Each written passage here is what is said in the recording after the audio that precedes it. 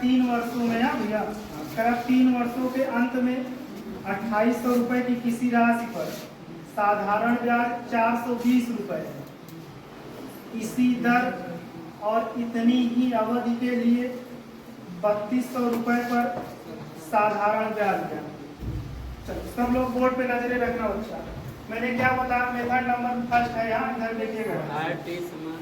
मैंने कहा क्या क्या समान है, इसी दर और इतनी ही अवधि ना, मतलब आर और टी क्या है, आर और टी क्या है, समान है ना।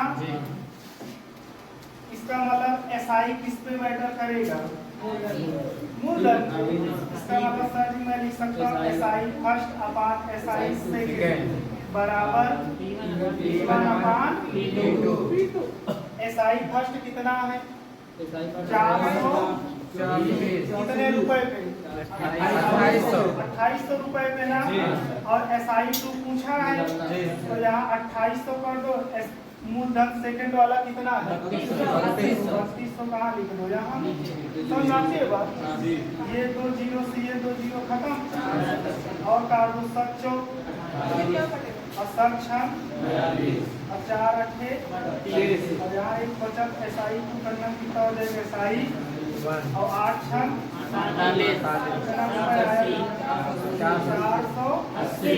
ये हो गया। मेथड नंबर 2 देखिएगा, ढंग से देखिए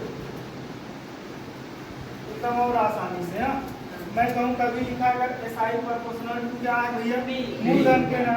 इसका मतलब सर जी यही होगा जो रेशियो मूलधन का होगा, ठीक। अगर मैं कहूँ मूलधन का रेशियो का अनुपात कितना है, A से B, तो मैं पूछूं बताओ ब्याज का अनुपात कितना होगा, तो डायरेक्टली अनुपाती है ना। इसका मतलब कितना आएगा, A अनुपात B। अब सवाल में देखो मूलधन पर, तो मूलधन पहले कितना था बच्चा, 28, बाद में कितना, अनुपात बनाओ 2 जीरो खत्म, 4 सते 28, 4 अट्ठे कितना आया अनुपात, 7 अनुपात है। जो अनुपात मूलधन का है वही अनुपात किसका होगा, बोलो ना। पहले ब्याज 7 था तो अब कितना है, सवाल में पहले ब्याज कितना मिला था, इसका मतलब 7 रेशियो का 400 7 6 का मान 8 कितना मिल रहा है, 8 रेशियो का मान 60, 8 6 समझ आई बात।